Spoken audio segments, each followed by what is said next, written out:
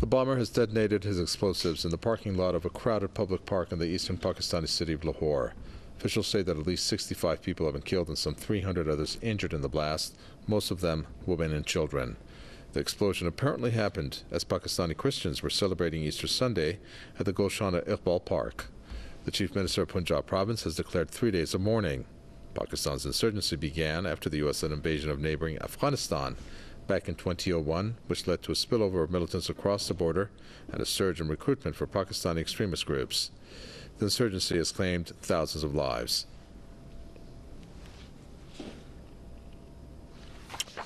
Hamza, our correspondent, joins us from Lahore. Hamza, the death toll keeps rising. We understand that many are in critical condition. If you can tell us about that, and more importantly, at this juncture, has anybody claimed responsibility? Well, yes, the death toll continues to rise. It's already reached somewhere around 63 confirmed dead as per the hospital authorities, and also over 315 people are injured, out of which many, in fact, majority of the injured are women and children. Also among the killed, there are more women and children in number.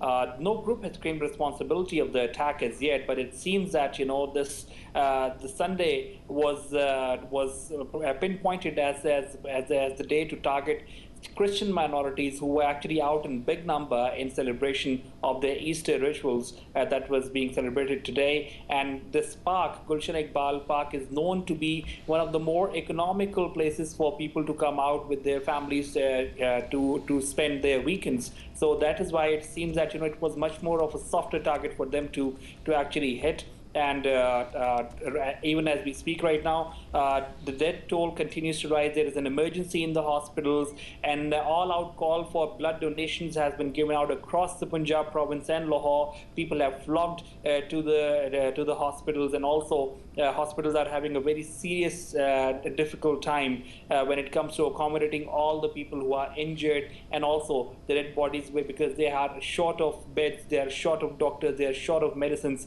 So right now, all of this has turned into a more of a chaotic situation for Lahore primarily, and 3 days of mourning has been announced. But even right now, no group can be pinpointed as someone who has claimed responsibility of this terror attack. Can you please tell us a little bit about some of the speculations that are going on regarding as to why this blast may have occurred? One being that there was an Indian spy that was arrested in the southern province. India has rejected that claim, but Pakistan has been steadfast in being behind that arrest and claiming that it's an Indian spy. What is the story behind that?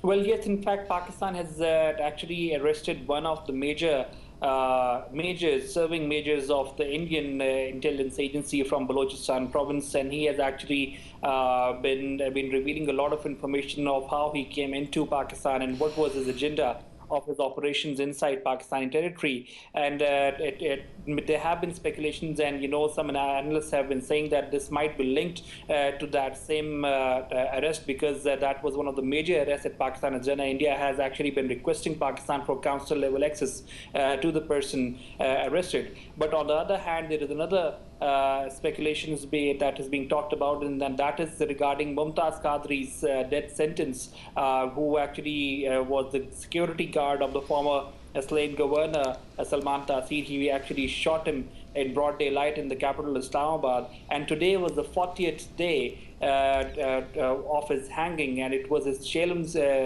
mourning protesters that were actually taken out in Islamabad. Even as we speak right now, they have actually taken over the area, the red zone in the Islamabad capital territory, and they are sitting there in a huge number.